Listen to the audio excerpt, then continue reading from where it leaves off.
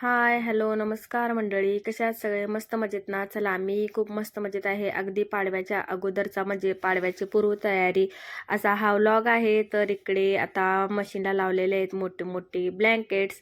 आणखीन आमच्या इकडे पाडव्याला सगळ्यांच्या घरी क्लिनिंग असतं. खूप सगळं घर झाडून काढावं लागतं. घराची खूप स्वच्छता करायला लागते आणि सगळं हांतरून वगैरे सगळी धुवून टाकतात. काही जण अशी नदीला जातात, ओढ्याला जातात. इकडे सिटीमध्ये तर सगळे घरामध्येच धुवून टाकतात आणि आमच्या गावाकडे सगळे नदीला वगैरे हंतरून घेऊन जातात. तर आम्हीही लहानपणी जात होतो. तर चला, इकडे आता मी लावलेलं आहे मशीनला ब्लँकेट, आणखीन मोठी अशी. आणखीन आता ते आपण हिवाळ्यामध्ये खूप त्याचा वापर केला होता, त्यामुळे ते वॉश करायला लावलेले आहेत. घरामध्ये सगळा पसार झालेला आहे. आता ब्लँकेट लावल्यानंतर इकडे गुढीपाडवा आहे म्हटल्यानंतर थोडं छान पण दिसलं पाहिजे. तर इकडे केसांना करत आहे मी हेअर कलर. तर मी इंडेज व्हॅलीचा हा वापरत आहे. हा जास्त म्हणजे अगदी 2 महिने हा राहिला केसांच्या वरती, त्यामुळे परत हा मी मागवलेला आहे आणि ह्या केसांना लावला. हा आता 1 तास केसांच्या वरती ठेवायचा आहे. ह्याच्यावरती डिटेल्स व्हिडिओ बनवला होता मागच्या वेळेला मी, तोही जाऊन तुम्ही चेक करू शकताय. हेअर कलर खूप छान वाटला मला. म्हणजे इतर हेअर कलरपेक्षा त्याने केस पण खूप सॉफ्ट छान झाले, कलर पण छान आलेला होता. आणखीन हा जास्त वेळ राहिला, अगदी 2 महिने केसांच्या वरती राहिला. तर चला, आता इकडे साफसफाई चालू झालेली आहे. सगळ्यांच्याच घरी पाडव्याच्या आधी 8 दिवस इकडे सगळ्यांच्या घरी आमच्याकडे क्लिनिंग चालू असतं जोरात. भांडी वगैरे सगळी जी असतात ठेवलेली वगैरे ठेवणीची, तीही काढून स्वच्छ करावी लागतात. तर चला, मीही इकडे आता सगळीकडे घराची स्वच्छता चालू आहे. तर पाडवा स्पेशल, पाडवा विशेषच हा व्लॉग आहे. सगळे शूट घेऊन ठेवलेले आहेत. त्याच्यामध्ये पाडव्यामध्ये इकडे स्वराची पण एक्झाम चालू आहे. सगळं एकत्रच गोंधळ चालू आहे. तर चला, इकडे आता सगळ्या रूम्स क्लीन करून घेतलेल्या आहेत. खूपच धूळ, म्हणजे अगदी मला वाटतं एक 8-15 दिवसातून मी हे सगळं, हा मोठा झाडू जो आहे ना माझ्याकडे, तो फिरत असते. तरीसुद्धा इतकी धूळ कुठून येऊन बसली किंवा कुठून येते हा प्रश्नच पडतो. तर चला, इकडे आता सगळं हंतरून जे वॉश केलेले आहे, मोठे मोठे ब्लँकेट्स, सोफा कवर, पायपुसणी सगळंच वॉश करून इकडे वाळत टाकलेलं आहे. ऊन पण जोरातच आहे, त्यामुळे काही प्रॉब्लेम येत नाही हंतरून वाळण्यासाठी. आणखीन चला, मागच्या व्लॉगमध्ये म्हटलं होतं की मी खूप नर्वस होते इतक्या वर्षामध्ये. तोच टॉपिक तुम्हाला इकडे आज ह्या व्लॉगमध्ये दाखवते की आमची आदू चाललेली आहे पुण्याला, आणि पहिल्यांदाच ती मला इतक्या वर्षामध्ये लांब, म्हणजे माझ्यापासून लांब चाललेली आहे. खूप खूप खूप नर्वस होते, भयानक नर्वस. मी खूप रडले, म्हणजे अक्षरशः माझ्या मुलींना मी माझ्यापासून जास्ती असं 1 ते 2 तास असं लांब ठेवलं असेल, त्यापेक्षा लांब ठेवलेलं नाही आहे अक्षरशः.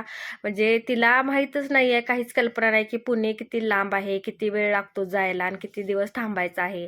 त्यामुळे तिला ह्याची काही कल्पना नसल्यामुळे ती काही थोडीफार इमोशनल झाली होती, पण रडली नव्हती. पण मला खूप रडायलाच होतं, माझ्यापासून तिला दूर करायचं होतं.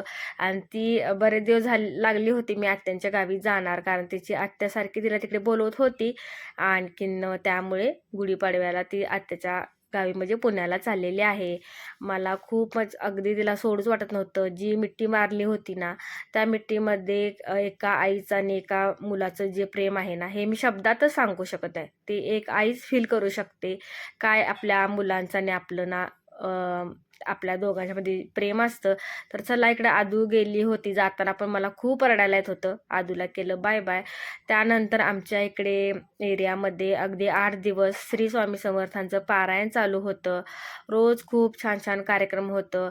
तर स्वामींचं गया नाही जिंदा हे वाक्य बघितलं आणि इथे गेल्यानंतर आदूला बाय केलं मी. आणि इकडे घरी येताना मला खूप छान, म्हणजे तुम्ही थोडा वेळ थांबले तर ह्या एरियामध्ये गेल्यानंतर आमच्या इथेच आहे, मला खूप म्हणजे थोडंफार रिलॅक्स वाटलं. खूपच मी रडले होते आदू गेल्यानंतर. खूप मला त्रास झाला होता. तर इथे थोडा वेळ थांबले. तर इकडे त्या दिवशी कुंकुमार्चनचा कार्यक्रम होता, जो मी मागच्या वेळेला तुम्हाला दाखवला होता ना, तो ह्या वर्षी पण इथे होता. तर तो झाल्यानंतर इकडे महिलांनी छान छान एकदम डान्स परफॉर्मन्स केलेले आहेत खूप सुंदर गाण्यावरती. ते थोडा वेळ बघून तिथे थांबलो आणि घरी आले. घरी चहा वगैरे घेतला. आणखीन इकडे आजूचे सगळे व्हिडिओज मी इकडे टीव्हीवरती ऑन करून ठेवलेले होते. अगदी तिची ॲक्टिंग, ती किती छान ॲक्टिव्ह आहे आणि किती, म्हणजे तिची खूप खूप आठवण येत होती. अगदी व्हिडिओज बघून पण मला खूप भरून आलं. खूपच तिला मिस करतो. घरामध्ये इतक्या वर्षामध्ये इतकी भयान शांतता झाली होती ना, मी शब्दामध्ये पण तुम्हाला सांगू शकत नाही तिच्याने माझं किती बॉन्डिंग आणि माझ्या मुलींचं किती छान एकदम बॉन्डिंग आहे. तर चला नेक्स्ट डे अगदी गुढीपाडव्याचा होता. बुधवारी गेली होती अदू पुण्याला संध्याकाळी आणि गुरुवारी आपला नवीन वर्षाचा मराठी सण आणि मराठी नवीन वर्ष सुरू झालेलं आहे. तर सकाळ सकाळी इकडे सगळं आवरून पहिल्यांदा देवपूजा करून घेतली. त्यानंतर गुढीसाठी सगळं लागणार इकडे साहित्य घेतलेलं आहे. कडुलिंब, त्यानंतर फुलांची माळ, त्यानंतर इकडे साखरेची माळ. तर चला ह्या वेळेला आता पहिल्यांदाच जेव्हापासून मी गुढीपूजाला चालू केलेली आहे ना, तर इतक्या वर्षामध्ये पहिल्यांदाच आज मी स्वतः मला गुढीची पूजा करावी लागणार आहे.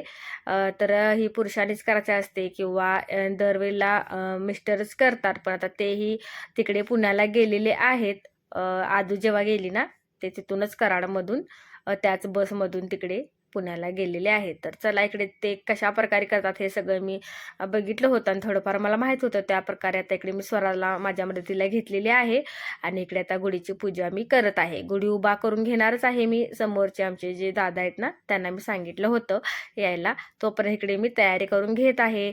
तर इकडे चला मी माझ्यासाठी नवीन साडी घेतली होती. त्याच्यातलाच हा ब्लाऊज पीस गुढीला मी घालणार आहे.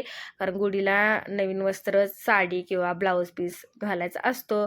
तर इकडे गुढी पाण्याने अशी स्वच्छ धुवून घेतलेली आहे आणि अगदी तिसऱ्या मजल्यावरती असल्यामुळे थोडंसं डिफिकल्ट आहे गुढी उभा करण्यासाठी. तर दरवेळेला ते व्यवस्थित छान असं करतातच सगळं.